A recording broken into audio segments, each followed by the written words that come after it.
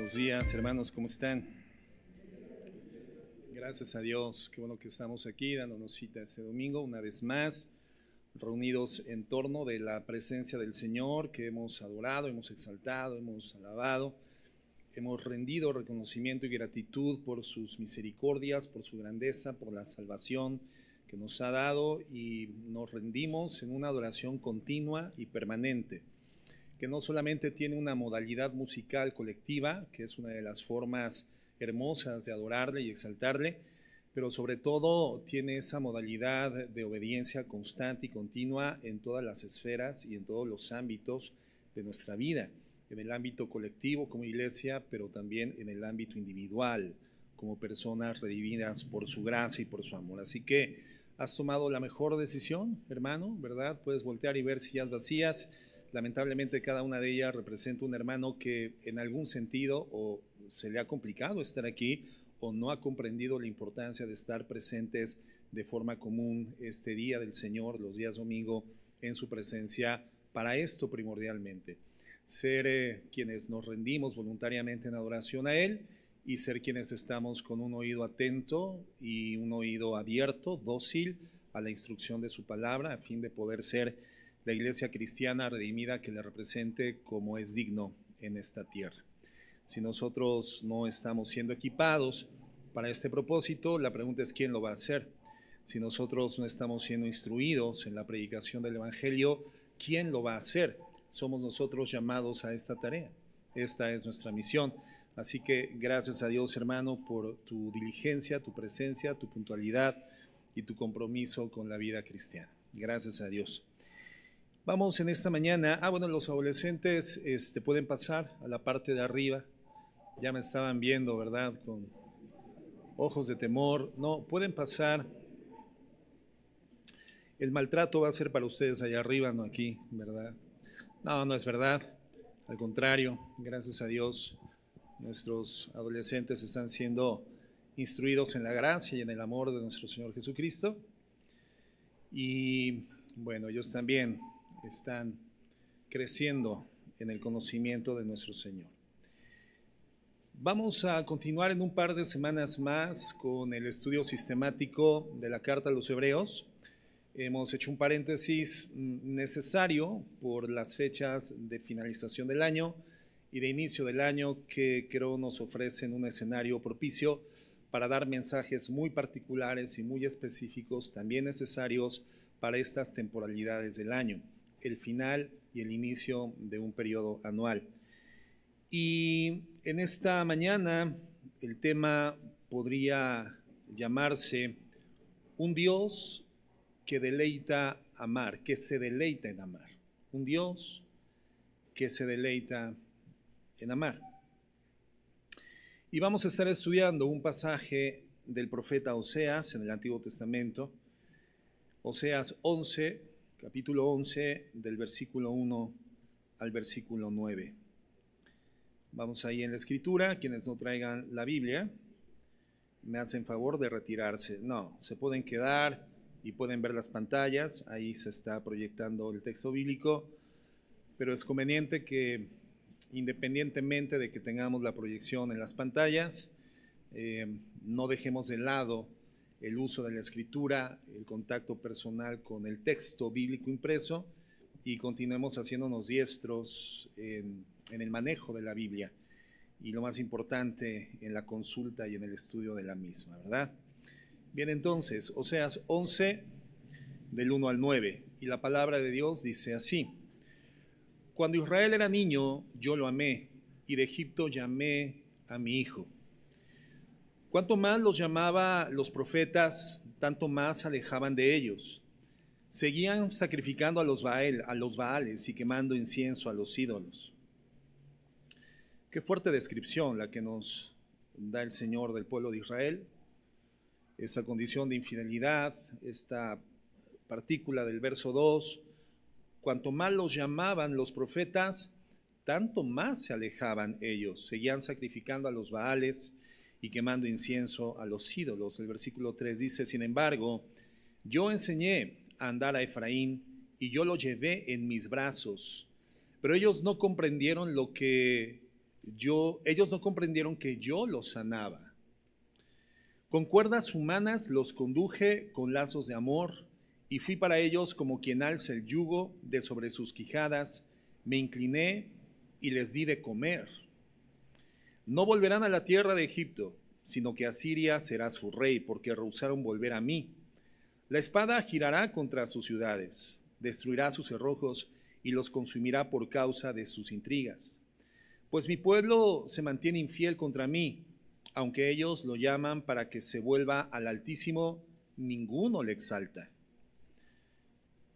¿Cómo podré abandonarte, Efraín? Parecería que en el versículo 7 está un elemento determinante y culminante de la relación de Dios con este pueblo, particularmente con estas tribus, la tribu de Efraín y la tribu de Israel.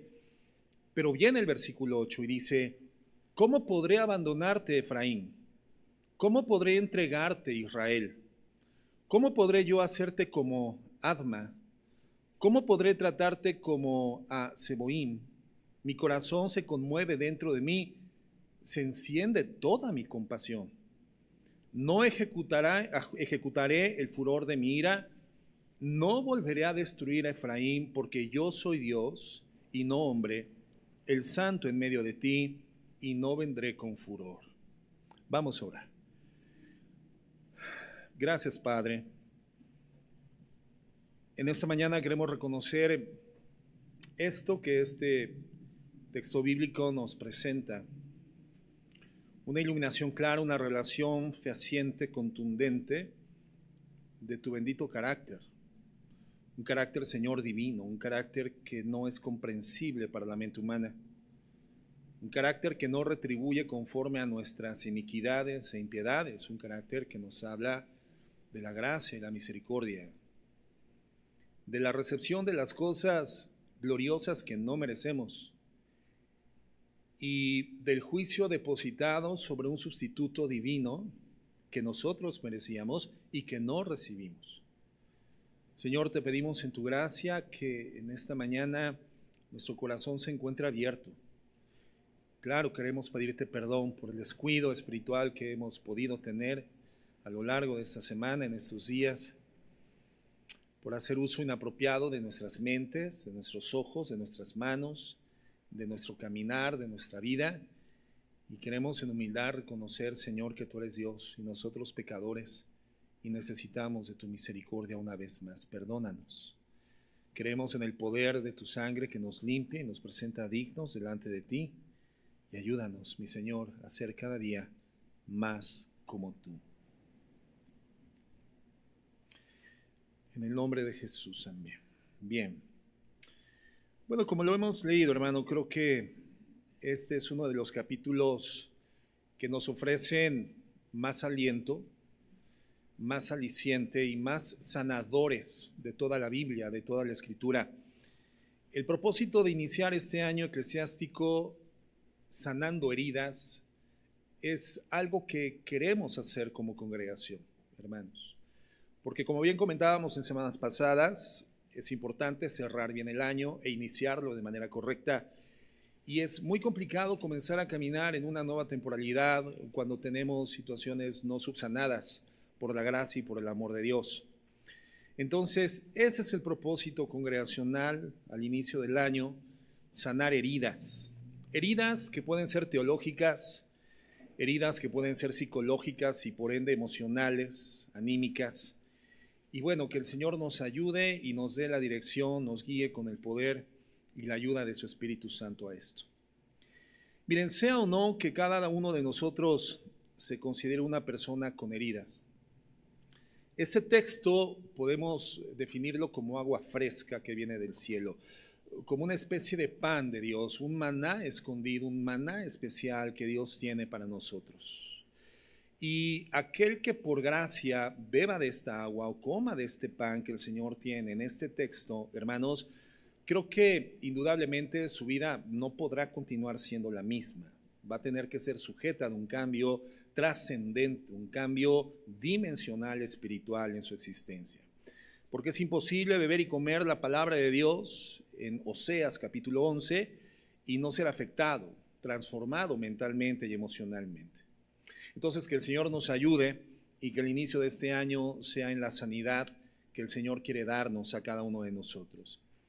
El tema central de ese texto es que Dios ama no como amamos nosotros, no como amamos los seres humanos, no. El texto central es precisamente, hermanos, esta exposición gloriosa del amor de Dios, un amor que es santo y que se caracteriza por ser incondicional, perseverante y por supuesto también disciplinario, porque es necesario para nosotros. En el marco de la psicología, y cito la psicología solamente para poder tener una referencia conceptual, en la psicología se habla de diferentes tipos de apegos emocionales cuando se estudia la relación entre papás e hijos. Diferentes tipos de afectos y de apegos igualmente. Y debido al diseño de Dios, vamos a poder definir claramente cuáles son los apegos correctos, cuáles son los apegos que sí debemos nosotros de desarrollar, tanto familiarmente como también en nuestra relación con Dios. El apego es esa inclinación natural que un niño tiene de estar con su padre, sentirse cercano a su padre y saberse dependiente de sus padres. Eso es lo que podríamos definir como apego. Y debido a este diseño de Dios, los niños miden a sus padres como figuras confiables de autoridad que les van a guiar y les van a proteger en el caminar de la vida. Y entonces, naturalmente, los hijos aman a los padres, les buscan, se inclinan emocionalmente hacia ellos, les prefieren ante cualquier otra alternativa estimativa o emotiva, y esto es parte de la naturaleza con la cual todos somos diseñados. Ahora, dependiendo de la forma en que el padre ejerza la crianza de ese niño, el resultado será un apego específico. Se habla, por ejemplo, de un apego seguro, cuando los padres siempre amaron, cuando los padres supieron afirmar, pero también corrigieron e instruyeron en sabiduría a sus hijos. Un hijo con un apego seguro es alguien que tiene bien definida y bien establecida, bien cimentada su identidad. Sabe claramente quién es, sabe a qué familia pertenece, sabe cuál es la posición en el organigrama o en la logística, digamos en el engranaje de la dinámica familiar, sabe perfectamente a quién pedir ayuda cuando se encuentra en necesidad y sabe que puede confiar en sus padres. Y a esto psicológicamente se le llama apego seguro, cuando los padres amaron bien, afirmaron bien y corrigieron de manera correcta. Si el apego no es saludable, entonces, de forma contraria, lo que se van a generar, hermanos, son diferentes tipos de heridas. Las heridas del abandono, por ejemplo, o las heridas de la desconfianza, o las heridas de la falta de identidad. Cuando el niño no se identifica, no logra vincularse emotiva y estimativamente y no experimenta entonces el resguardo y la protección plena, el sentido de pertenencia a un núcleo familiar, etcétera. Esas heridas, hermanos, se gestan en el corazón de las personas desde la infancia cuando el apego es un apego no correcto por una crianza, un proceso educativo, un proceso formativo defectuoso. Un apego nocivo, por ejemplo, es definido como el apego desorganizado. El apego desorganizado. Y este apego se produce cuando el padre o la madre se convierten en un refugio, pero también en una amenaza al mismo tiempo. Este tipo de apego se produce cuando el padre es moralmente inconsistente. Un día puede estar muy bien, de buen humor, y otro día puede estar muy mal en su estado anímico, es decir, un desbalance, un sube y baja emocional manifiesto en formas diferentes en los hijos. Un amor expreso, un amor profuso, pero igualmente una actitud violenta, verbal o física manifiesta en momentos diferentes. Y muchos niños crecen en este ambiente de desbalance, de incoherencia, de incongruencia. Por supuesto, esta falta de estabilidad y consistencia va a producir en los niños inestabilidad e inconsistencia en su autopercepción. Este apego, hermano, es un apego desorganizado y genera heridas en el alma. Un día el padre puede afirmarte y al siguiente puede descalificarte. A veces de buen humor, a veces de mal humor, y entonces el niño no sabe qué es lo que va a pasar. Cada día es una incógnita. El niño entonces necesita a su padre, pero a veces el padre no está presente, no desea estar presente. Sin embargo, a veces también lo hiere. Por lo tanto, el hijo no sabe de forma clara y consistente qué esperar del trato del padre, no sabe qué es aquello con lo que se va a encontrar. Ahora bien, de la misma forma, hermanos, y por distintas razones, nosotros podemos tener un apego seguro hacia Dios o un apego desorganizado hacia Dios. Yo quiero tratar con la guía del Espíritu Santo el apego desorganizado hacia Dios con dos, digamos así, vías de diagnóstico. Un diagnóstico en el ámbito teológico y otro diagnóstico en el ámbito psicológico, anímico o emocional. Esta va a ser, digamos, la parte teórica del texto antes de entrar en la exposición del mismo, pero creo que es necesario porque creo que Oseas capítulo 11 tiene el propósito de corregir una imagen distorsionada de Dios que se ha producido en nuestras mentes por heridas que hemos experimentado en nuestra manera de percibirle a Él. Una imagen distorsionada de Dios en nuestra mente lamentablemente también va a producir inevitablemente una espiritualidad distorsionada. Y sin duda es el gran propósito del diablo, hermanos, desde el tiempo de la caída, ¿verdad? El diablo tiene ese propósito, el tiempo que le resta, el tiempo que tiene todavía al frente activo, operativo, de forma maligna en la tierra antes de ser echado, lanzado al lago que arde con fuego y azufre, es tratar por todos los medios posibles, por todas las aristas, todos los ángulos, luchar por desfigurar nuestra imagen mental de quién es Dios. Él sabe que si logra esto, igualmente nuestra vida espiritual va a estar distorsionada. Entonces Él quiere alejarnos de quién es Dios. De hecho, ese es el problema de su propia condición, de su propia existencia, tener una imagen distorsionada de quién es Dios. Él no ve a Dios tal como es Dios. Y desde el tiempo de la caída, Él ha intentado implantar una enorme cantidad de semillas de mentiras con el fin de corromper nuestra imagen de quién es Dios y que no podamos ver tal como Dios realmente es.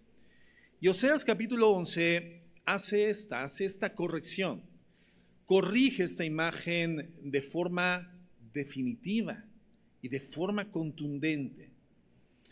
Una persona que tiene un apego desorganizado hacia Dios es alguien que por un lado necesita a Dios, pero por el otro lado le teme de manera insana.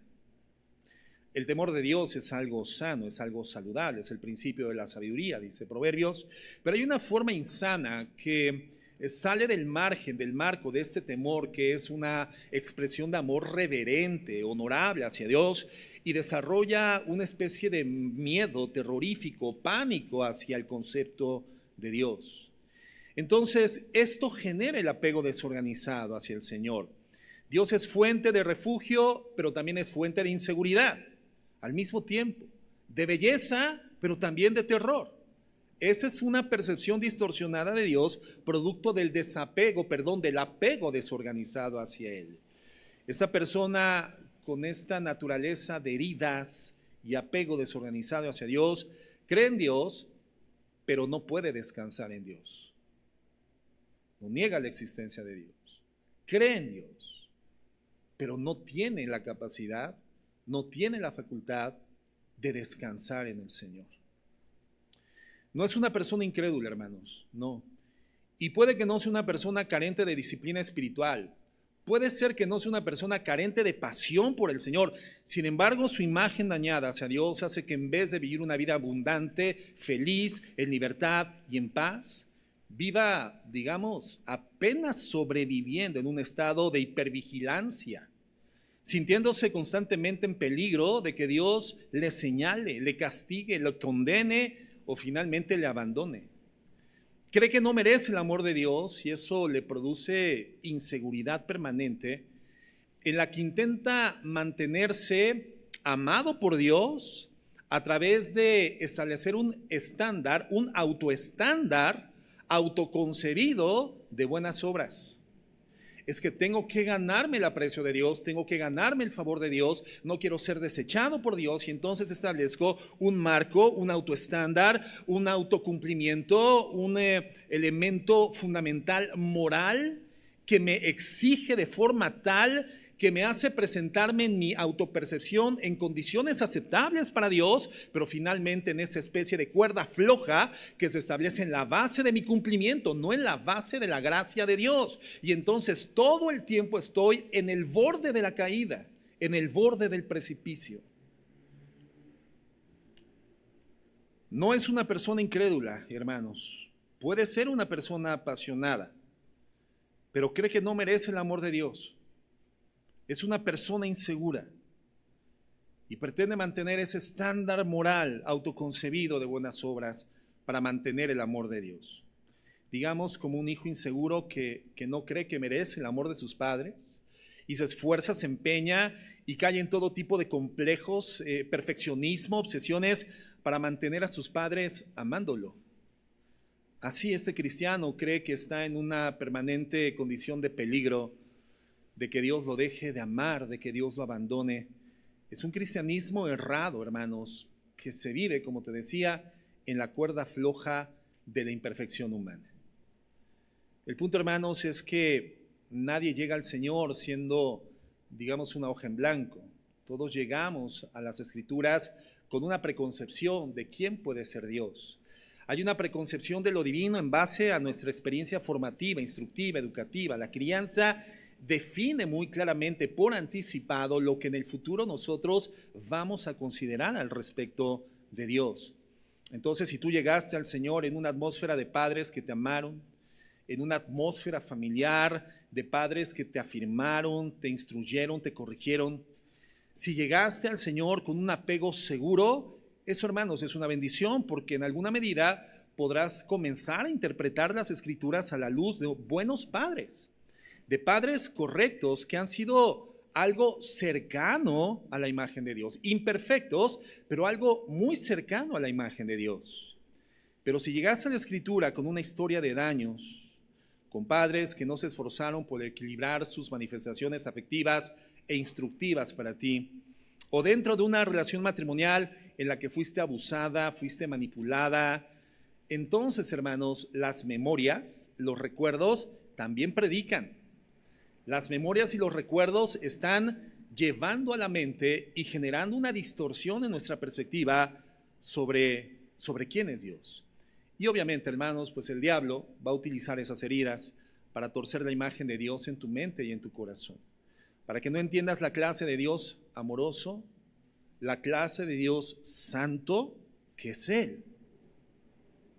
Si eres un cristiano que apenas y sobrevives en la vida cristiana, que se acerca a Dios con tensión, que se acerca a Dios sin esperar el abrazo del Padre hacia el Hijo pródigo, aun cuando te has arrepentido del pecado y más bien te acercas a Él con un sentido de indignidad, amontonando una cantidad de conceptos despectivos sobre ti mismo, es que no merezco, es que no soy digno, es que no lo valgo.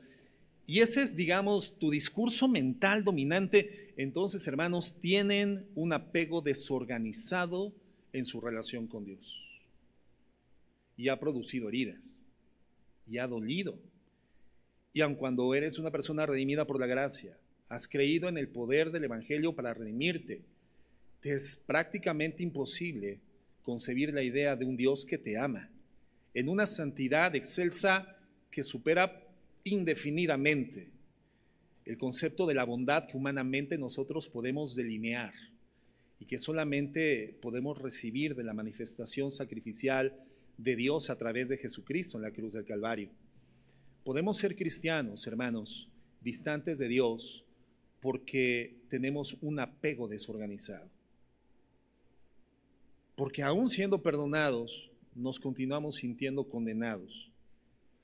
Porque aún siendo depositarios de la gracia, y entiéndase por gracia este efecto benéfico que por definición no merecemos, porque la gracia es gratuidad, no necesitamos merecerla, no necesitamos adquirirla, porque no hay pago que nos haga accesibles a ese bienestar espiritual y eterno.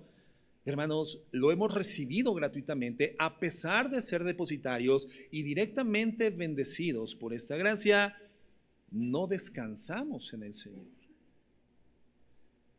No descansamos en Cristo. Ese tipo de persona sufre su vida devocional. No disfruta a Dios. El año pasado tuvimos un taller que se tituló, el año antepasado, no recuerdo, Disfrutando a Dios. Comentábamos que Dios es el ser más disfrutable que puede existir en el universo, porque su gracia es eterna, es inacabable, sus misericordias, sus bendiciones, sus favores, sus bondades, sus excelitudes, su belleza, hermanos, su condición sublime, no tiene límite, es eterno. Todos los atributos de Dios que en sí constituyen la gloria del Señor en suma, son eternas, hermanos. Por lo tanto, si hay alguien o algo admirable en el universo, es Dios. Y nos ha dejado algunas huellas a través de la obra creada en la naturaleza, la cual podemos percibir en condición natural a través de los sentidos físicos, que nos hablan de esta belleza en forma limitada o digamos en forma modal. Es una muestra anticipada de la gloriosa eternidad, magnificencia, bondad, gracia de nuestro Dios, que lo hace un ser 100% y permanentemente disfrutable. Si tú eres capaz de disfrutar un atardecer, la caída del sol en el mar, ver la intempestuosidad de los océanos, ver el bosque, ver las diferentes formas de vida ecosistemática, si eres capaz de ver la belleza en tus hijos y disfrutarlos y contemplarlos, hermano, quiero decirte que todo lo que tenemos en esta tierra solamente es un botón muestra de la gloria eterna de Dios inacabable, que crece, que se hiperdimensiona constantemente, que no cesa, y por lo tanto podríamos ver a través de lo creado y perceptible por lo físico que Dios, hermanos, es el ser más disfrutable del universo. Fuimos diseñados para disfrutar a Dios y disfrutándolo, aprendiendo a amarlo y a servirle y a bendecirle y a vivir en obediencia voluntaria a su majestad, a sus preceptos y a su bondad. Pero este tipo de personas, hermanos, con un afecto desorganizado, no disfrutan a Dios. Sufren su vida devocional, sufren sus tiempos de oración, por un constante sentido de quedarse cortos, de no llegar al estándar. Se sienten descalificados y se sienten no deseados. Y esto, hermanos, puede tener en lo general dos raíces. En primer lugar, ya lo comentamos, la forma en que fuiste criado o aún maltratado en una experiencia matrimonial, o bien también la raíz de una herida teológica, una herida producida por un concepto teológico de Dios errado y equivocado. Y quiero hablar brevemente de aquellos que han sido heridos por algunos sistemas teológicos que distorsionaron la imagen que la Escritura nos presenta de Dios, sistemas teológicos que parten de una no correcta interpretación del texto y del contexto bíblico, o teorías abiertamente anticristianas o antibíblicas. Pero entre los sistemas teológicos cristianos que han distorsionado la imagen bíblica de Dios, sobre todo, hermanos, se encuentra un sistema teológico llamado calvinismo, que hoy en día es tan promovido a través de las redes sociales, el calvinismo. El calvinismo es una teoría cristiana que esencialmente afirma que Dios no desea el bien de todas sus criaturas, no en manera máxima al menos. El calvinismo niega que Dios sea omnibenevolente, o sea, abierta, plena y totalmente benevolente con su creación. Es decir, es un sistema que sostiene que Dios no desea el máximo bien de cada uno de los seres humanos que Él ha creado, y el máximo bien que puede experimentar un ser humano, todos creados por Dios, ¿cuál es? La salvación de nuestras almas. Bueno, el calvinismo sostiene que Dios no desea este máximo bien para todos los seres humanos. El calvinismo, aunque ofrece seguridad a aquellos que dice han sido elegidos, y ciertamente muchos buscan en el calvinismo seguridad, al final afirma que Dios simplemente ha elegido incondicionalmente salvar y tener una relación con un pequeño grupo de personas y al resto las abandona. Esto a lo largo de la vida de una persona o de manera pronta produce una gran cantidad de casos de apego desorganizado en relación con Dios. Ese tipo de fallos teológicos, este tipo de fallos en los sistemas teológicos, hermanos, generan eso, un desapego desorganizado con Dios. La persona que adopta esta teoría llega a dos posibles conclusiones, hermanos, y ambas son erradas. En primer lugar, Dios me amó por encima de muchos otros, a quienes Dios decidió no amar. Y eso es una contradicción abierta a preceptos bíblicos tan fácilmente comprensibles como el hecho de que Dios no hace acepción de personas. Que de tal manera amó Dios al mundo que dio a su Hijo unigénito para que todo aquel que en Él cree no se pierda, mas tenga vida eterna. Fundamentando que Dios es soberano y Dios puede, porque Él es soberano, determinar a quienes salva y a quienes decide abandonar y no salvar. Y claro que creemos en la soberanía de Dios, pero ese no es el concepto bíblico de la soberanía de Dios. La soberanía de Dios incide en que Él ha diseñado un solo mecanismo para poderle entregar al hombre la oportunidad gloriosa de salvación, redención y vida eterna, y ese mecanismo es la muerte de su Hijo en la cruz del Calvario y la fe que produce por el Espíritu Santo esta realidad en nuestras vidas. Y entonces nosotros creemos en la soberanía de Dios tal como la plantea la Biblia, que Dios soberanamente ha escogido en Jesucristo y solo en Jesucristo la salvación para los seres humanos. Pero la persona que queda atrapada en esta percepción teológica sobre Dios llega a este error interpretativo. Dios me amó a mí por encima de muchos otros a quienes decidió no amar. La otra conclusión errónea sería, bueno, ¿y si Dios no me amó? ¿Y si solamente estoy imaginando que pertenezco al grupo de los escogidos, pero si en realidad no estoy dentro, sino fuera de la elección de Dios, ¿qué voy a hacer? Porque no existe cristiano perfecto, hermanos.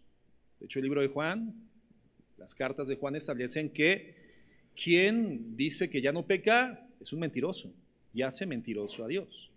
Pero todo aquel que peca y se arrepiente de su pecado de una forma honesta, Dios es fiel y justo para limpiarnos del pecado y limpiarnos y lavarnos de toda la maldad. Pero si tú abrazas el sistema teológico calvinista, hermano, y entonces por la comisión del pecado llegas a dudar de tu condición salvífica, estás en un problema insalvable. Porque si tú crees bíblicamente en la soterología, es decir, la doctrina de la salvación que nos ofrece Dios a través de los escritos bíblicos en todo el contexto del Antiguo y del Nuevo Testamento, y crees que eres un pecador y comienzas a dudar de tu estado salvífico, ¿qué es lo que tienes que hacer? Ir a la presencia de Dios, arrepentirte, creer en Él, en la salvación adquirida para nosotros, gratuitamente para nosotros, por su sacrificio representativo en la cruz del Calvario, creerle, recibirle y entregarle tu vida.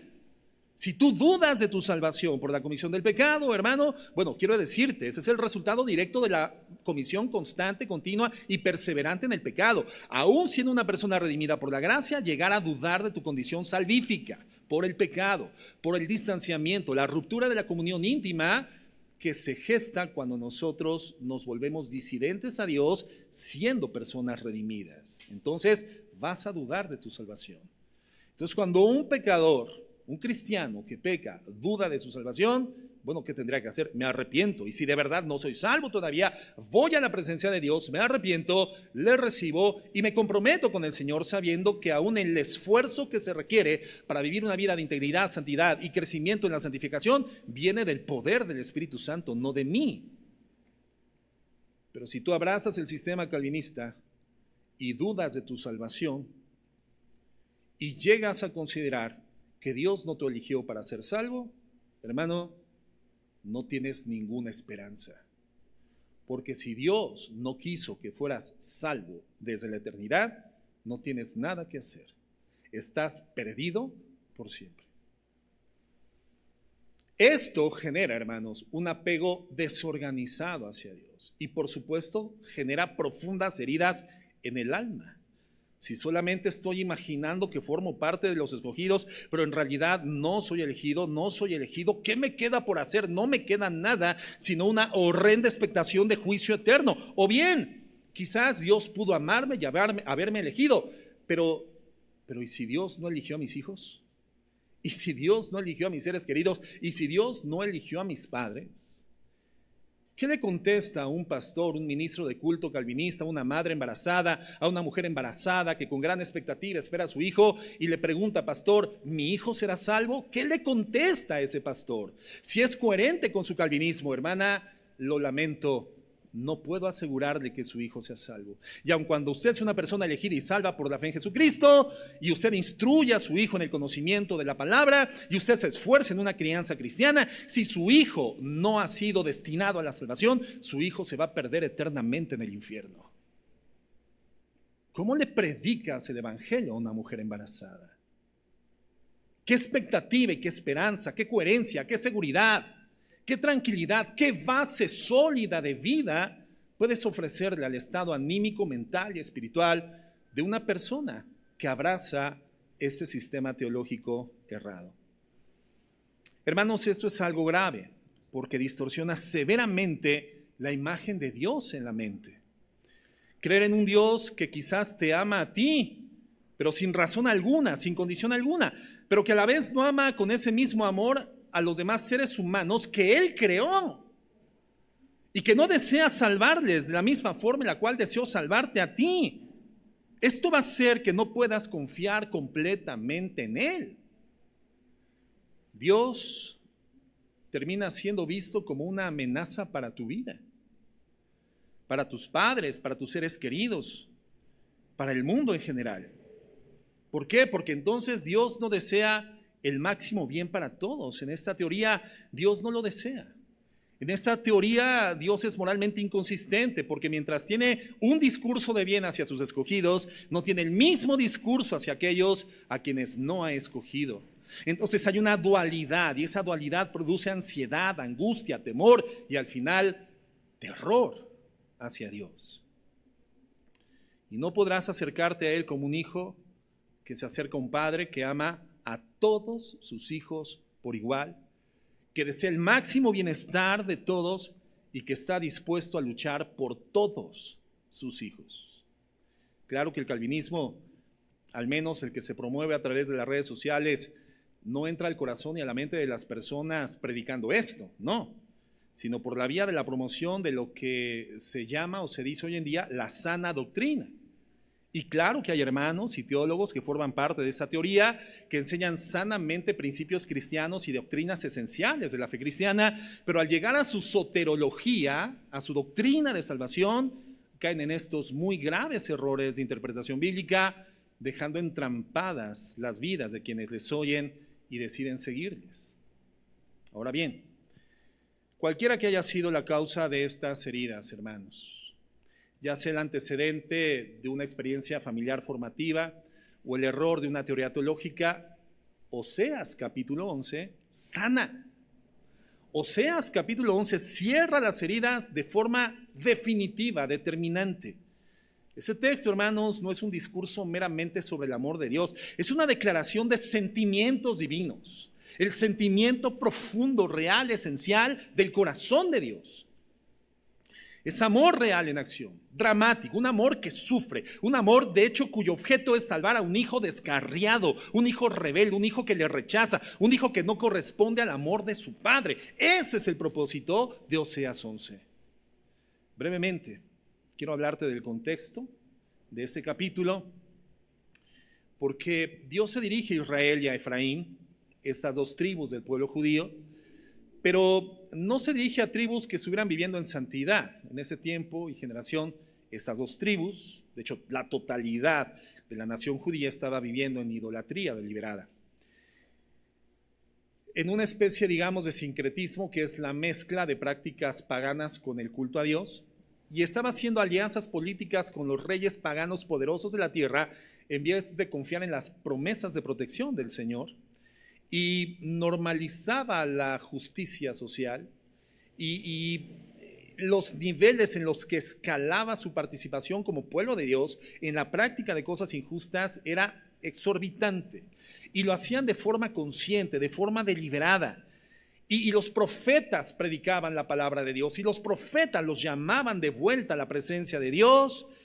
Y en síntesis, el versículo 2 nos dice cuál era la realidad. Oseas 11:2 dice: cuanto más los llaman los profetas, tanto más se alejaban de ellos. Seguían sacrificando a los Baales y quemando incienso a los ídolos. Entonces, mientras más Dios les buscaba y les mostraba su amor y les hablaba de su gracia, de la oportunidad redoblada, de la misericordia, ellos más se alejaban y le mostraban una rebelión más abierta. Una y otra vez rechazaban a Dios. No eran ignorantes, hermanos, no eran personas carentes del conocimiento de quién era el Dios de Israel. No, eran personas deliberadamente infieles y pecadoras. Y eso, hermanos, es lo que hace muy escandaloso este texto. Dios, hermano, no está amando aquí a un pueblo fiel, a un pueblo que le corresponde, a un pueblo educado, o a un pueblo santo, o a un pueblo que lo alaba, a un pueblo agradecido. No, Dios ama a un pueblo que es profundamente infiel, profundamente corrupto, que no le corresponde, no le ama, que le dice una y otra vez de forma desafiante que no le interesa volverse a Él. Un pueblo desafiante. ¿Y cuál es la respuesta de Dios ante un pueblo así? Y efectivamente, hermanos, este pueblo representa al mundo entero. Nos representa a nosotros, a la humanidad de todas las generaciones, a la totalidad de las criaturas. Y más adelante lo vamos a ver en la historia de la redención, porque queda claro. Lo que nos dice Juan 3:16 es que de tal manera amó Dios al mundo, no solamente Israel, hermanos, no solamente Efraín, al mundo entero, que envió a su Hijo para que todo aquel que deposite su confianza en Él tenga la oportunidad de ser salvo. Veamos entonces algunas características del amor de Dios. En primer lugar, es un amor paternal. Oseas 11:1. Oseas 11:1. Un amor paternal. Dice: cuando Israel era niño, yo lo amé, y de Egipto llamé ¿a quién? A mi hijo. Cuando Israel era niño, yo lo amé y llamé de Egipto a mi hijo. Entonces, vemos un lenguaje con varias características importantes. Primeramente, es un lenguaje enteramente paternal, hermanos, no es un lenguaje judicial. Bien podría decir un juez al respecto de este pueblo: voy a destruirlos porque son indolentes, son transgresores de la ley, son súbditos rebeldes. Pero no es el lenguaje que Dios está utilizando. Dios habla y dice niño. Dios habla y después dice hijo. Y entonces este lenguaje claramente nos muestra la forma en la que Dios piensa, la forma en la cual Dios siente y la forma en la cual Dios ve. El hombre, hermanos, en este momento de la historia es hablado por Dios, es definido por Dios como su hijo, portador de su imagen. O sea, no es igual a un animal para él.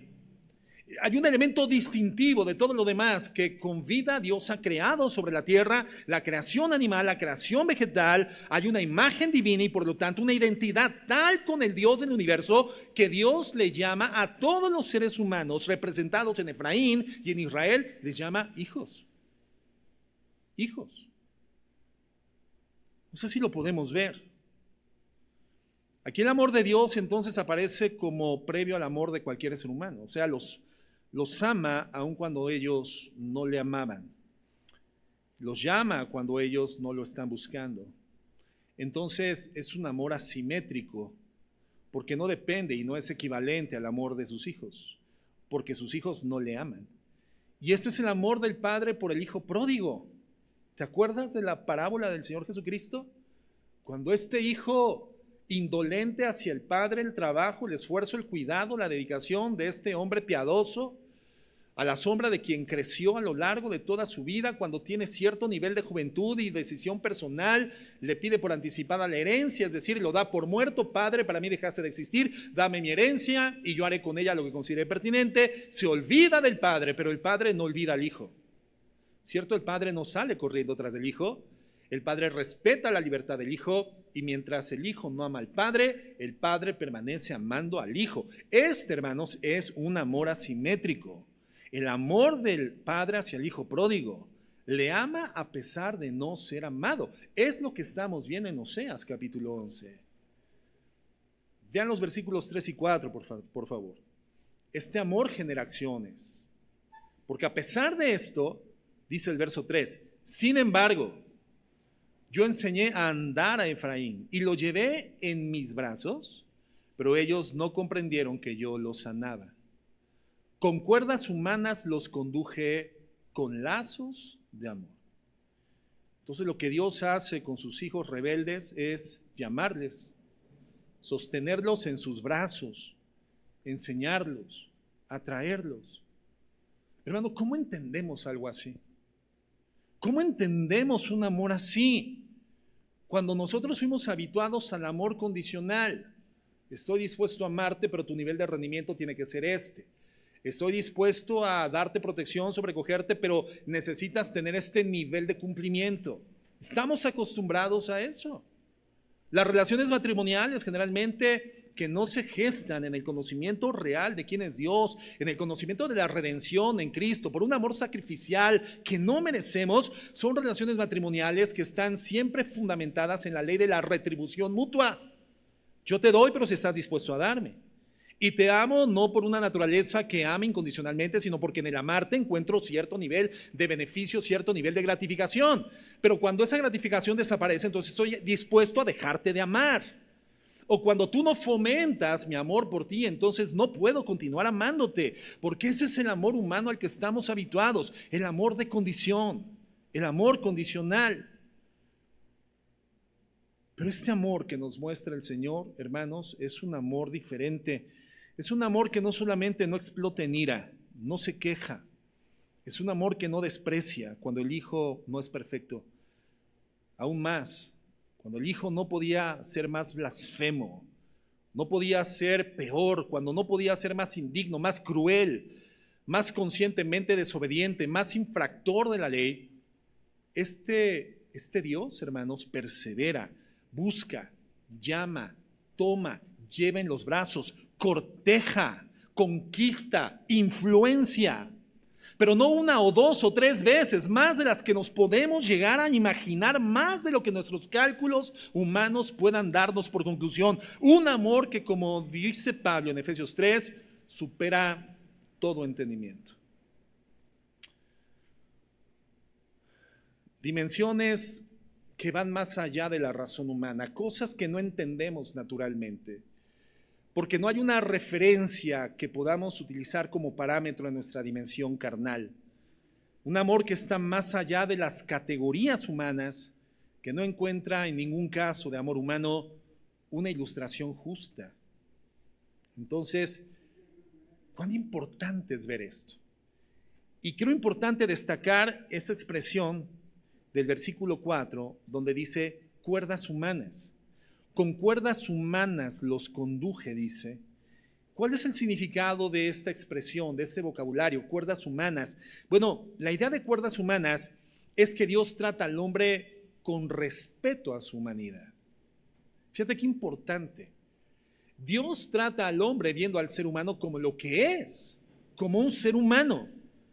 Y por lo tanto, Dios respeta la condición humana con la que ha creado al ser humano. Ciertamente, con la posición gloriosa de su imagen y semejanza, pero en una realidad de imperfección y de limitaciones intelectivas, psicológicas, humanas y por lo tanto procedimentales también, en la conducta humana defectuosa. Con cuerdas humanas significa esto, que Dios trata al hombre con respeto a su humanidad, es decir, no maltrata al hombre, no lo trata como una bestia, tira cuerdas, pero no como quien es tratado como si estuviera siendo arriado o quisiera ser dominado o como quien quisiera a través de estas cuerdas someter a un animal o a una bestia. No, no es la forma en la que Dios trata con nosotros. Son cuerdas humanas, cuerdas que van dirigidas a la mente humana, a las emociones humanas, a la voluntad humana, a la historia del hombre. Trata al hombre como hombre. nos trata sin violencia. ¿Podemos entender esto, hermanos? Dios nos trata sin violencia. Pero a ver, pastor, ¿qué no Dios azota a sus hijos? Sí, pero el azote de Dios y la disciplina de Dios, que evidentemente no son gratificantes para quienes estamos en este proceso formativo de la santidad de Dios, vamos creciendo en la santificación, no es gratificante, pero no es violento, es formativo y es instructivo. Puede doler, pero Dios no ejerce violencia, Dios ejerce formación en nuestras vidas. Y lo hace, dice Hebreos 12:5, por amor y para hacernos participar de qué cosa, hermanos, de su santidad. En esto no hay violencia, en esto hay amor.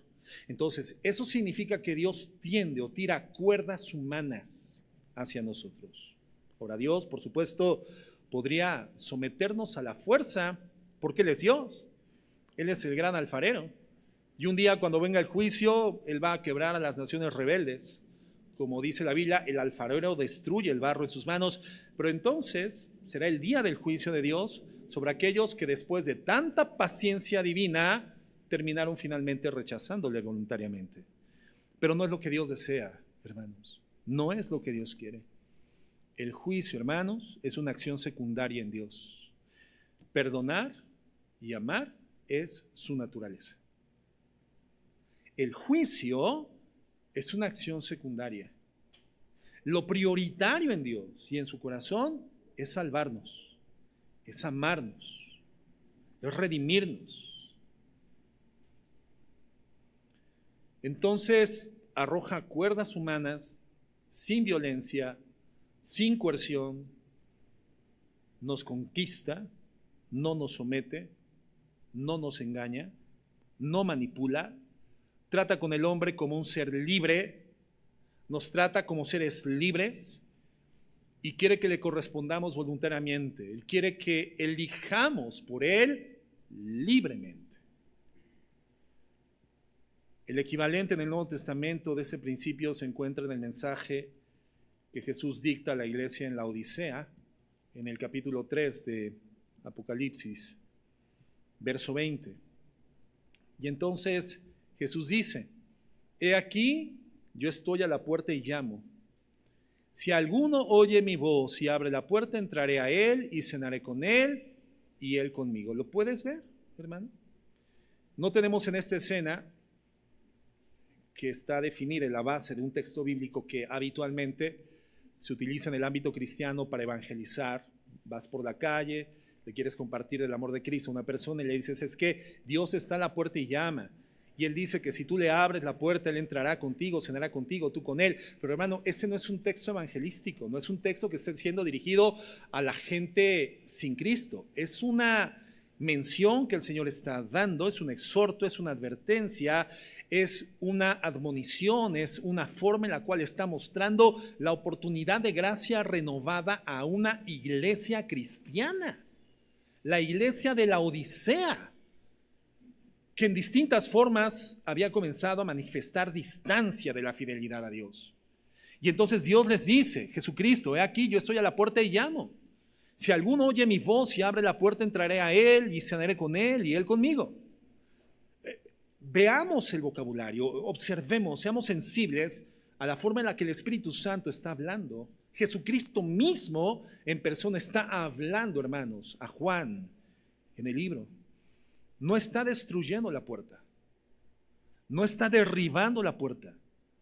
No hay una entrada violenta, intempestiva, arbitraria. No grita. El Señor, teniendo ejércitos celestiales, no los trae y sitia alrededor de esa casa. No, lo que hace es llamar, y lo hace de tal forma que la iglesia de la Odisea ni siquiera lo escucha. Los cristianos de la Odisea no lo escuchan. Entonces lo hace desde el respeto, invita, pide que le dejen entrar. Y el que escucha y abre, solo entonces dice: yo entraré cuando me escuches, me abras voluntariamente, yo entraré, cenaremos juntos. símbolo de comunión. El compartir el alimento, la mesa, es una evidencia de la profunda comunión que Cristo desea con nosotros, y dice: cenaré con Él y Él conmigo. Entonces, la forma en la que este texto dignifica al ser humano, al hombre, es increíble. La forma en la cual dignifica a los hijos de Dios, a los que hemos creído y que nos es tan difícil descansar en el Señor. Aquellos que no disfrutan la oración, la devoción al Señor, que no saben disfrutar a Dios, que tienen este apego desorganizado que ha generado heridas profundas en su corazón y que les lleva a autopercibirse en la necesidad de darle cumplimiento a ese estándar alto moral en donde debo de conservar el amor, la atención, el cuidado, el respaldo y la presencia de Dios a través de lo bueno que humanamente puedo llegar a ser. Nada más indigno que eso. El Señor nos redignifica y nos muestra esta forma benevolente, amorosa, piadosa, deseosa que Él tiene de restablecer una comunión íntima con nosotros, hermanos, con sus hijos. Trata a sus hijos con un respeto impresionante. El Señor no nos arrastra hacia Él, trata con nuestros corazones. ¿Y cómo reacciona Dios cuando sus hijos pecan? ¿Cómo reacciona Dios, hermanos? ¿Cuántos de aquí hemos pecado esta semana? No levanten la mano, perdón. No pretendía que levantaran la mano, sino que reflexionáramos, hermanos, ¿verdad? ¿Cuántos pecamos en esa semana? ¿Y cuántos fuimos eliminados? ¿Cuántos fuimos fulminados? ¿Cuántos fuimos partidos por un rayo? Ninguno, hermano. Estamos aquí con la oportunidad renovada, redoblada de parte del Señor, en gracia y en misericordia, en bondad, en ese respeto irrestricto que el Señor extiende hacia su creación, en ese respeto a la libertad con la cual nos ha creado. Y sigue llamando, y amorosamente el Señor tiene la expectativa de que, teniendo cuerdas humanas hacia nosotros, lazos de amor, respondamos a su llamado. La segunda característica, y esto, ¿cómo entenderlo? El amor de Dios, hermanos, se humilla. El amor de Dios se humilla.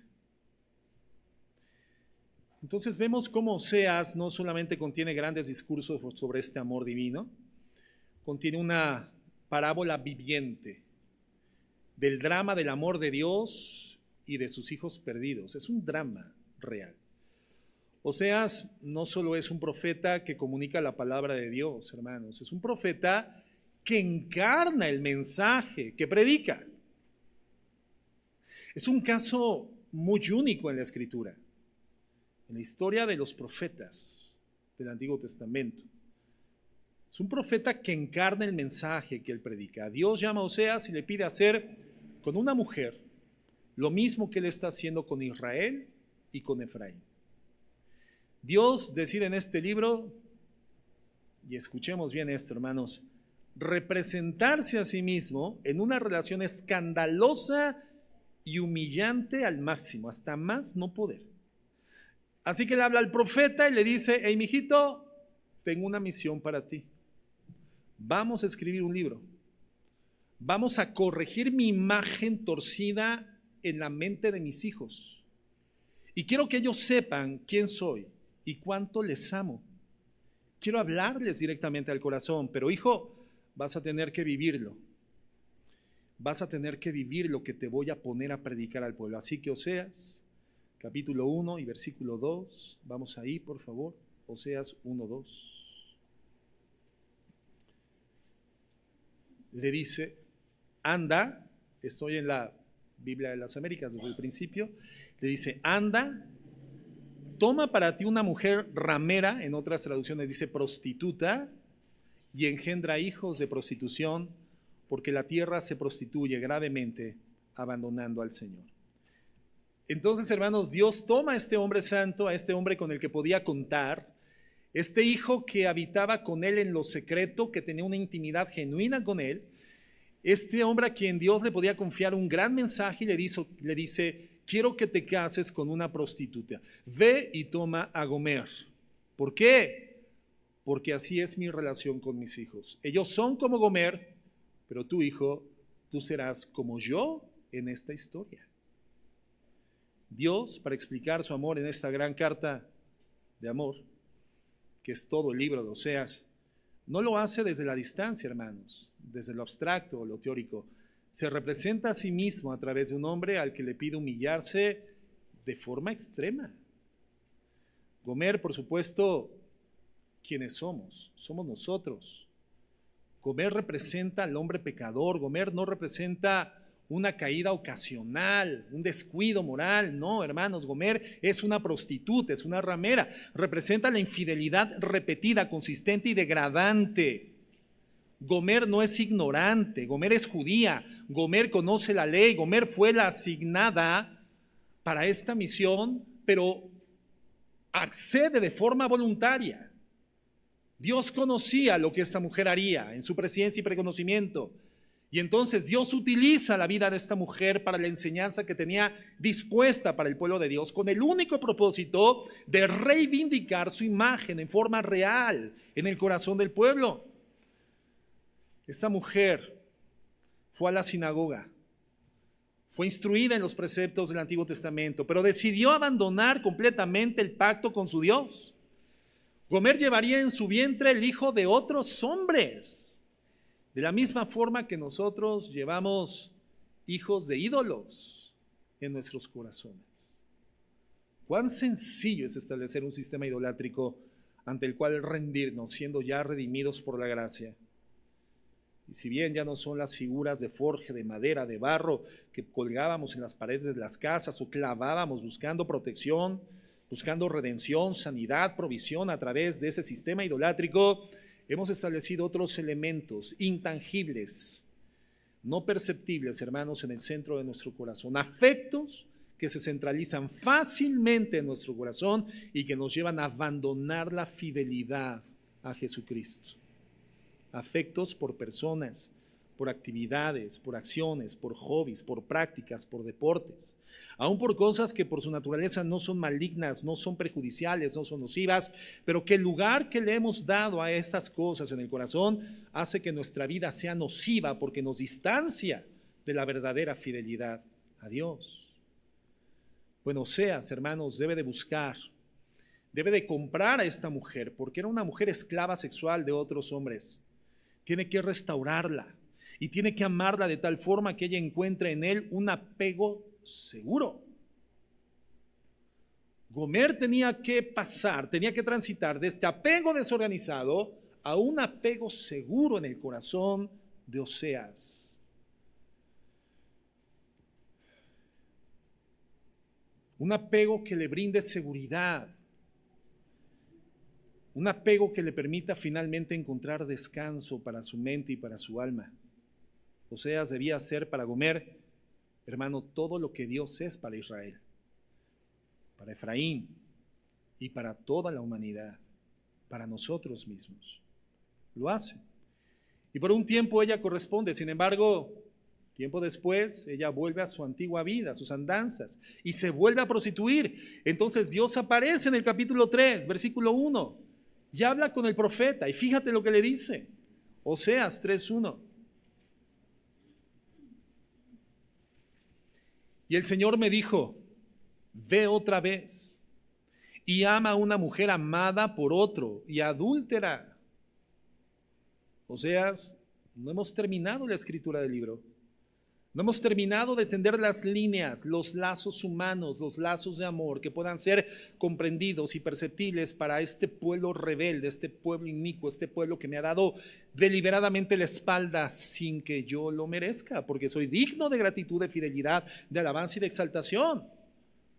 Pero no ha terminado de ser constituida mi imagen, reivindicada mi imagen en su mente, en su corazón. Todavía tienen un apego desorganizado. Necesitamos darle seguridad. Por lo tanto, no se ha acabado la misión, Oseas. Le dice el Señor, ve otra vez, ama a una mujer amada por otro y adúltera. Así como el Señor ama a los hijos de Israel a pesar de que ellos se vuelven a otros dioses y se deleitan con tortas de pasas, con tortas de pasas. Esto, hermanos, es devastador. Yo quisiera que los hombres nos pusiéramos un momento en los zapatos de Oseas. ¿Cómo reaccionaríamos si se nos ordenara esto, algo semejante a esto? Toda nuestra justicia propia, hermano, sería levantada, enarbolada, abanderada. Nuestra queja, nuestra indignación. No, yo no quiero, yo no deseo eso, yo no lo merezco, no merezco esto. No, yo no me voy a humillar de esta forma, no lo voy a hacer. ¿Quién de nosotros accedería de una manera dócil? ¿Quién diría, Señor, me ha traicionado una vez, 2 veces? Los hijos que se están engendrando en su vientre no son míos, son el resultado de un ayuntamiento sexual ilícito. Estuvo conmigo, yo he aprendido a amarla, pero Señor, nuevamente se va, nuevamente me abandona. ¿Cómo reaccionarías, hermano varón, si fuera tu caso conyugal? Pero Dios no le deja alternativa. El mensaje es: así como yo vuelvo a amar una y otra vez, Oseas, quiero que también aprendas a volver a amar a Gomer, a esa mujer. Y el punto es este: Oseas no va a buscar a Gomer porque sea un hombre ingenuo que ignora lo que su esposa estaba haciendo. Vuelve porque su amor es más grande que el pecado de ella. Y hermanos, es el amor de Dios. Oseas vuelve a buscar a Gomer porque el amor de Oseas por su esposa era más grande que el pecado que ella cometía. De la misma forma, hermano, Dios no nos ama porque sea ignorante de lo que hacemos. Nos ama por la pureza de su amor, porque su amor es más grande que nuestras ofensas, que nuestro pecado, que nuestras limitaciones y que de nuestros desvíos. El amor de Dios no está limitado por nuestro pecado, porque el amor de Dios no es retributivo a nuestro rendimiento humano. El amor de Dios es dado por gracia, lo que significa que no puedes hacer nada para que aumente el amor de Dios por ti, pero tampoco puedes hacer nada para que disminuya el amor de Dios por ti. Y eso es gracia. El amor de Dios, y ese es el punto que quiere enseñar Oseas, no es un tipo de amor que no le importa el pecado. No. De hecho, en el mismo libro Dios disciplina a Israel, lo lleva al desierto, lo prueba. La desobediencia tiene un costo fuerte, un costo alto, y la restauración implica dolor, y mucho dolor a veces, hermano. El amor de Dios ciertamente no es permisivo, pero aquí aparece como un amor que no es vengativo. Cuando Dios disciplina justamente por la comisión del pecado, Dios no está ejerciendo venganza, Dios está amando. El amor de Dios no es vengativo. Aparece como un amor redentor, como un amor que sana. Entonces el mensaje del libro de Oseas es este: yo voy a sanarles de su rebelión. Y esta parece una idea contradictoria. Nosotros somos rebeldes y el pecado nos destruye y es la consecuencia de nuestras malas decisiones. Sin embargo, Él viene como aquel que nos sana de la herida que nosotros mismos decidimos infligirnos. Nosotros mismos nos laceramos con el pecado que cometemos, nosotros mismos nos herimos, nos ajamos el cuerpo, exponemos nuestra condición interna, nos exponemos a una infección, a una condición grave físicamente. En esta ilustración que habla de lo espiritual, siendo nosotros quien nos autoflagelamos, nos autoinfligimos, es Dios quien amorosamente viene a sanar la herida. Ese es el amor de Dios, un amor que sana. Y antes de continuar, quiero hacer una aplicación breve. Muchas veces nosotros tendremos que ser como Oseas. Nosotros también vamos a ser traicionados. Aunque la verdad es que la mayoría de las veces somos como Gomer. Somos quienes traicionamos una y otra vez. Engendramos hijos de ídolos en el corazón, a cual más. siendo que Dios ha mostrado su gracia, su misericordia, su amor omnibenevolente en nuestras vidas, y siendo redimidos por su gracia, hijos de Dios, cristianos por la fe, aún continuamos siendo disidentes. Entonces hay una mayor vinculación con Gomer, pero hay otras ocasiones donde también somos llamados a ser como Oseas. Nosotros también vamos a ser traicionados. También puede ser que tengamos familiares descarriados, y puede que otros correspondan a nuestro amor con odio, que convierta nuestro amor en libertinaje, que se abuse de nosotros, que se abuse realmente de nosotros, que seamos traicionados. Y aunque efectivamente hay un límite, y Dios tuvo un límite con Israel y con Efraín, a veces hay que aprender a volver a amar. ¿Sencillo? ¿Sencillo, hermanos? No es sencillo. No levanten su mano, pero ¿quién ha sido traicionado? ¿Quién ha sido burlado? Y en las esferas de mayor intimidad emocional, de mayor vinculación, proximidad, estimativa, en las esferas de mayor fidelidad, ¿quién ha sido traicionado, hermano? ¿Te ha sido fácil volver a amar a la persona que te traicionó? ¿Es fácil volver a amar? No. Pero a veces vamos a ser Oseas. Y muchas veces, para que Cristo sea formado en nosotros. Para eso. Para que la imagen de Cristo sea cada vez más nítida. A través de la formación que Dios le da a esa imagen en nuestras vidas, por vía del sufrimiento, del abandono, la traición, la injusticia, la impiedad, lo inmerecido.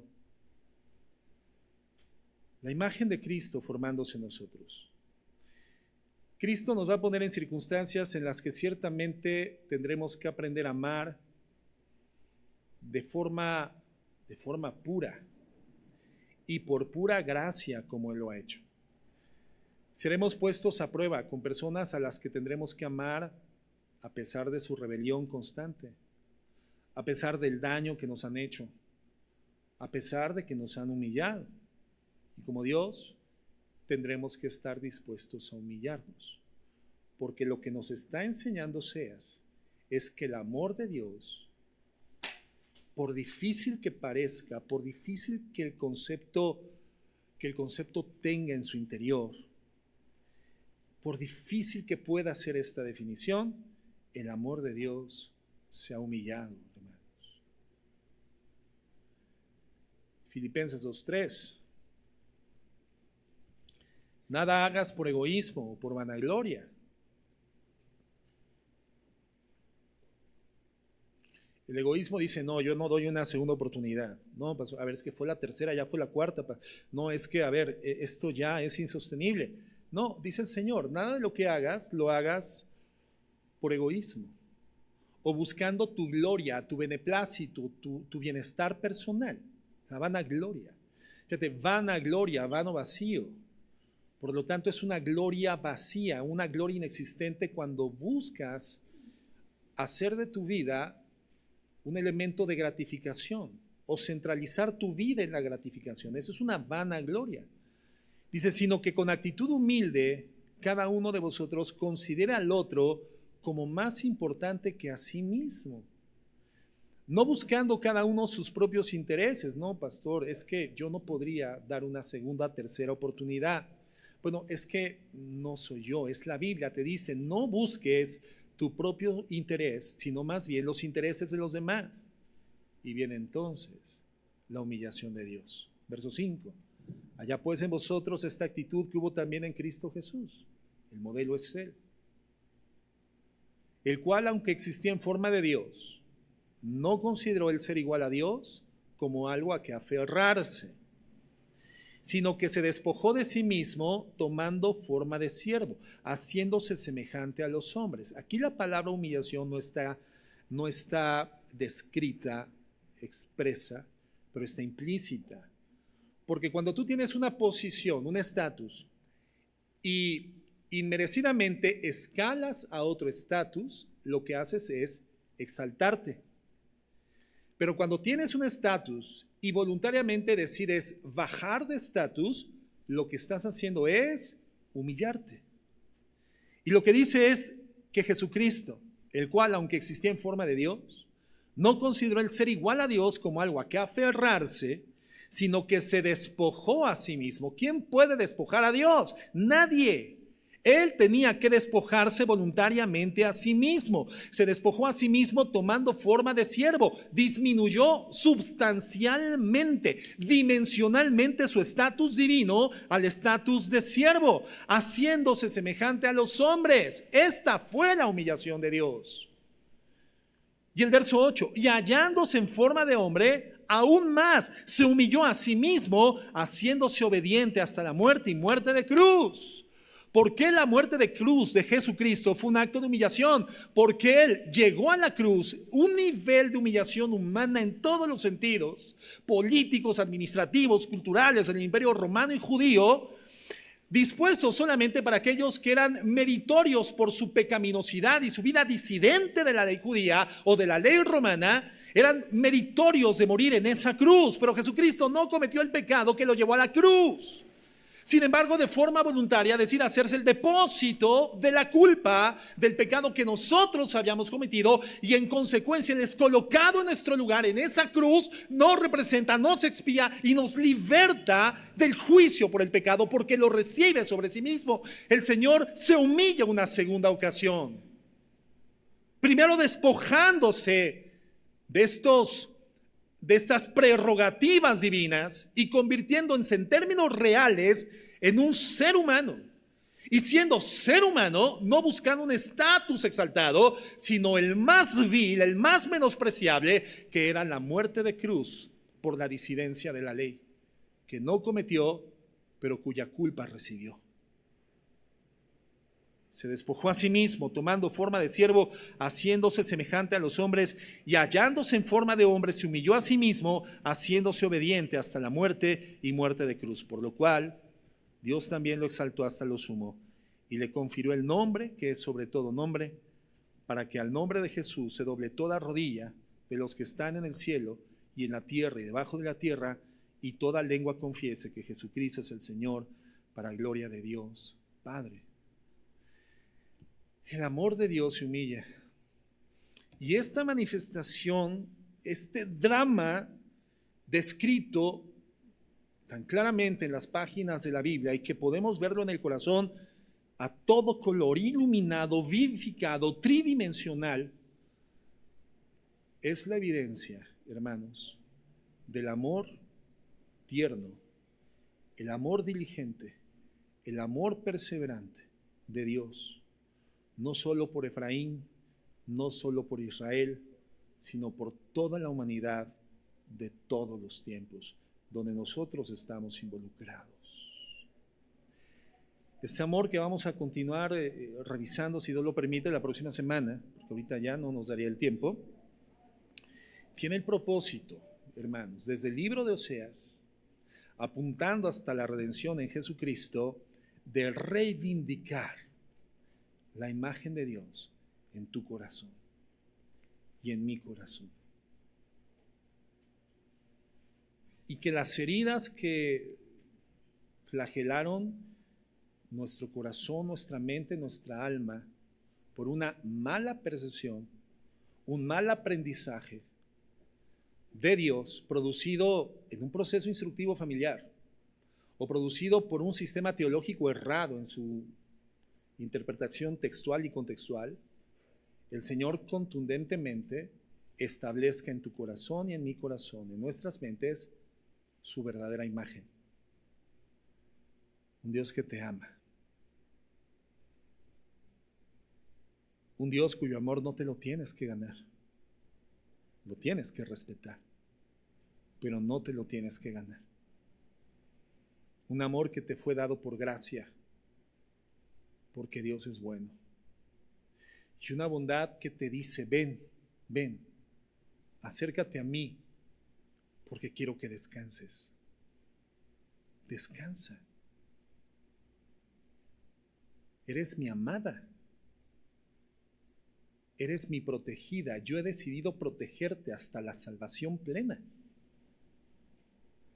Yo he decidido redimirte, transformarte, reconciliarte conmigo. Y todo lo hice yo en la cruz por ti. Es mi amor el que se humilló para mostrarte quién realmente soy. Entonces deja de percibirme como ese ser todopoderoso en el cual puedes encontrar refugio, pero también encuentras terror. Donde quieres ser aceptada, pero continuamente te sientes rechazada, porque yo no te rechazo. Porque con amor eterno te he amado. Ven a mí y yo te haré descansar. Lleva mi yugo, lleva mi carga que es ligera, para que encuentres el descanso para tu alma. Transita de ese apego desorganizado al apego seguro que yo te ofrezco. No importa lo que viviste, no importa qué distorsionó tu imagen en mí, yo te estoy hablando de quién soy y de lo que quiero continuar haciendo en ti. En tercer lugar, el amor de Dios se origina en su propia naturaleza, pero esto lo vamos a ver con la guía y asistencia del Señor, de su Espíritu Santo, la siguiente semana, si Él lo permite. Mientras tanto, que estos puntos nos sirvan de base para poder evaluar qué tipo de apego tenemos hacia Dios, hermanos. Si es un apego ordenado o es un apego desorganizado, si es un apego en el cual nos sentimos bastados y nos sentimos estimulados por amor a continuar siendo fieles a Él, no por el cumplimiento legal, porque la ley ya fue puesta en nuestros corazones. Lo que antes era obligatoriedad, hoy es la correspondencia natural de aquel que entiende su redención por la fe gratuita en el Señor, en su obra salvífica, y entonces la correspondencia es lo natural que emerge de un corazón agradecido.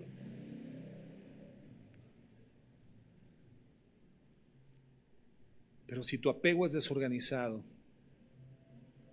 hermana, hermano, quédate con la imagen que Dios nos presenta de sí mismo.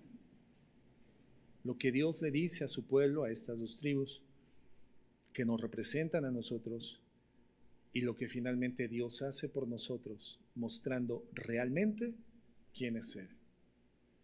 Y que esa imagen sea plasmada en tu corazón y en tu mente y redefina tu espiritualidad. Y que inicies este 2026 con las heridas sanadas. Visibles porque las heridas dejan marca, pero dejan de doler. Solo te recordarán la fidelidad de Dios, pero vivirás en gozo y en paz y plenitud, que es lo que Dios quiere, porque Dios es un Dios bueno, hermanos. Vamos a orar.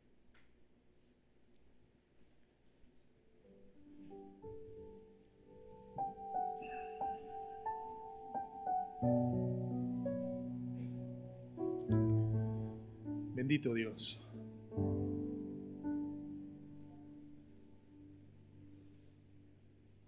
Cuán grande eres, cuán maravilloso. No podemos describirte,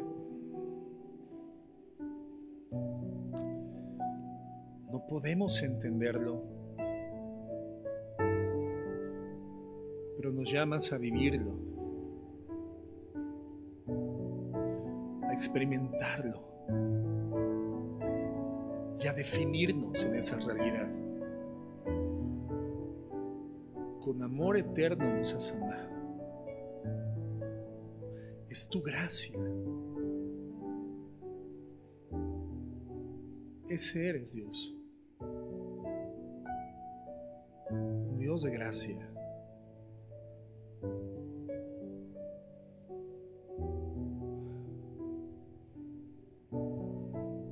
Ayúdanos a sanar.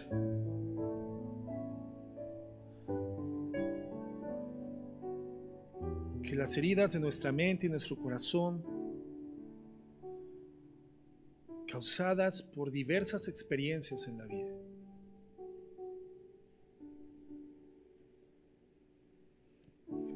Que esas heridas sean cerradas por el poder de la iluminación de quien eres, Señor.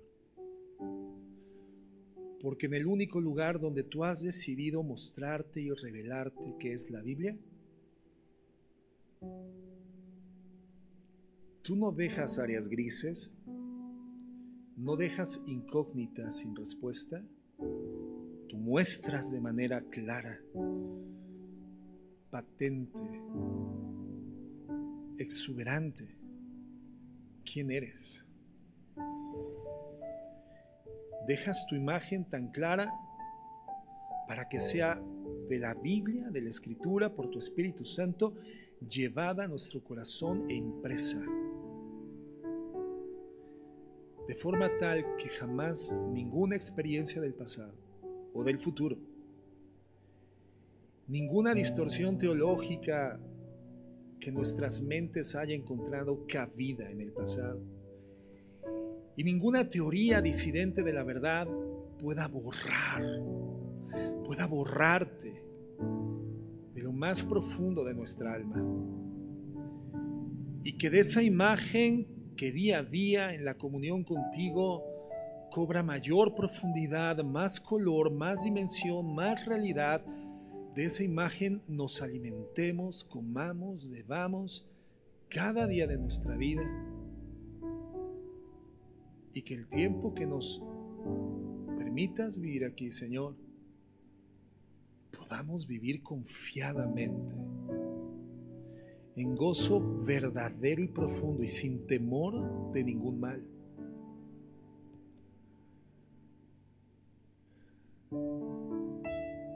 Señor, no es algo por lo que tengamos que esforzarnos. Aunque en el pasado alguien nos haya dicho, así el ser más cercano al corazón humano nos haya dicho, te tienes que esforzar para merecer, Señor, tu amor no es humano, tu amor es santo, tu amor es divino. Que dejemos apenas de sobrevivir en el cristianismo, Señor. Que dejemos de acercarnos a ti con tensión. Que dejemos de acercarnos a ti sin la esperanza de ese abrazo que tienes para nosotros. Que más bien nos aproximemos, Señor, con la convicción de la dignidad que nos has dado, de la que nos has revestido, tu dignidad, no porque lo merezcamos, sino porque eres bueno. Que dejemos de amontonar calificativos en nuestras mentes contra nosotros mismos, de indignidad, de no merecerlo, de no alcanzar el nivel. Que ese deje de ser nuestro discurso mental. Que dejemos de tener ese apego desorganizado hacia ti. Que dejemos de sufrir la vida devocional, que dejemos de sufrir la oración. Oh, mi Dios, que podamos gozar la plenitud de la vida abundante que en Cristo nos has dado por amor. Y que así comience el transitar de este 2026 en la base firme de tu imagen en nosotros. Tu verdadera imagen, Señor, sanando el corazón, la mente, las heridas y haciéndonos funcionales para tu honra y para tu gloria, Señor. Te lo pedimos y te lo agradecemos en Cristo Jesús. Amén y amén.